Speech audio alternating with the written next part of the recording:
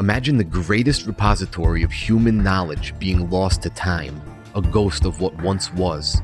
This was the reality of the Great Library of Alexandria, a symbol of intellectual achievement in the ancient world. But how could such a treasure trove of wisdom vanish? Was it a catastrophic blaze as many believe, or did it disappear through a more gradual decay? Join us as we dive into the world of the destruction of the Great Library. The foundation of the Great Library of Alexandria in the early 3rd century BCE marked the beginning of an unprecedented era of scholarly pursuit. Ptolemy envisioned the library as a tool to consolidate his power and cultural prestige, demonstrating not only his wealth, but also his commitment to the arts and sciences. This initiative was part of a larger cultural complex known as the Museon, which included lecture halls, observatories, botanical gardens, and even a zoo. The Museon was dedicated to the Muses, the Greek goddesses of inspiration, and it operated somewhat like a modern research university. Within its walls, the intellectual giants of the ancient world, including mathematicians like Euclid and Archimedes and inventors like Heron, gathered to expand the boundaries of human knowledge. Scholars invited to the library were provided with salaries, food, and lodging, and their primary job was to transcribe, study, and expand upon the scrolls, which reportedly grew to between 400 and 700,000 at its zenith. Because according to historical accounts, any ship that docked at Alexandria's harbor was inspected for scrolls, which were then confiscated, copied, and the originals placed in the library with the copies returned to the owners. This library was the heart of Alexandria, pulsing with scholars and students from all corners of the Mediterranean. It wasn't merely a repository for books, but a vibrant community of learning, where discussions and debates filled the air, and the scrolls, hundreds of thousands of them, were the wellspring of knowledge. As the Great Library of Alexandria stood as a bastion of learning, its very existence was intertwined with the volatile politics and shifting powers of the ancient world. Its decline was not the result of a single act of destruction, but a series of unfortunate events that reflected the tumultuous nature of its times. The first significant threat came during the reign of Julius Caesar in 48 BCE. Amid the chaos of Caesar's siege of Alexandria, a tragic fire broke out as a result of Caesar's strategic decision to set ablaze the Egyptian fleet harbored in the city. The fire quickly spread beyond the docks, consuming part of the city, including reportedly some of the buildings that housed the library's vast collection of scrolls. While this incident is often highlighted as the cataclysmic end of the library, historical accounts suggest that much of its collection survived or was later restored, indicating that the damage, though severe, was not absolute.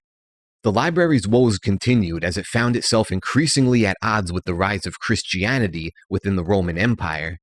By the 4th century CE, pagan temples and the institutions associated with them faced growing hostility from Christian authorities, who were keen to establish their dominance.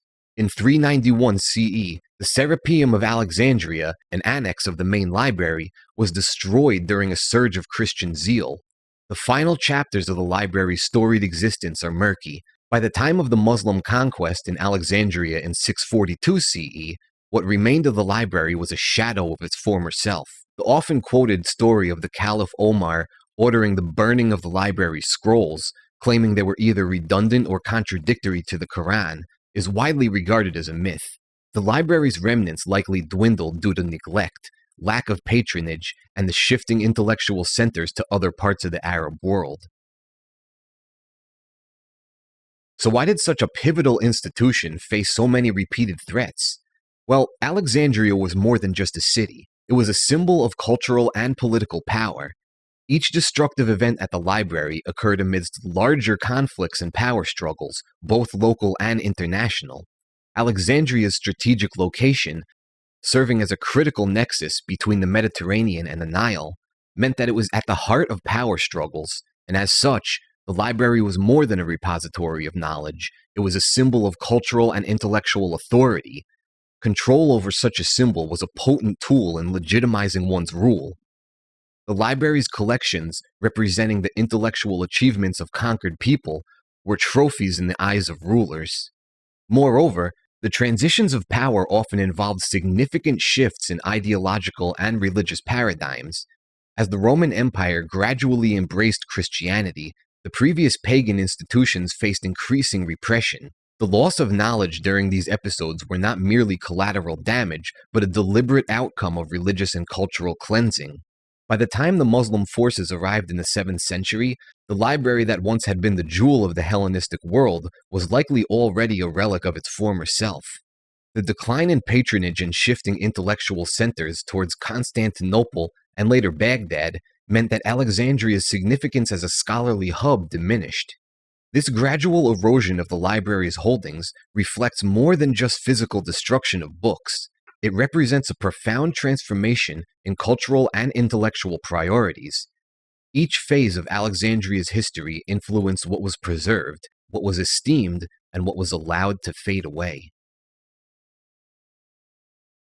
The fate of the Great Library of Alexandria illuminates a broader narrative about the fragility of cultural heritage. The potential innovations, discoveries, and dialogues that could have arisen from the fully preserved archives of the library are immeasurable. Lost works of literature, science, and philosophy that were housed within its walls represent gaps in our understanding of ancient civilizations. The scrolls of the Great Library could have contained insights into the medical knowledge of Hippocrates and Galen, the lost plays of Sophocles, or the missing elements of Euclidean geometry, each capable of adding depth and nuance to our comprehension of human history. This loss is a stark reminder of the vulnerability of cultural institutions to the whims of war, politics, and ideology. It makes us reflect on how contemporary societies value and protect their own cultural and educational institutions. If you want another video on some weird stuff, check these out. Don't forget to like, subscribe, and share the video. It really helps the channel. Thanks for watching, guys. I will see you next time.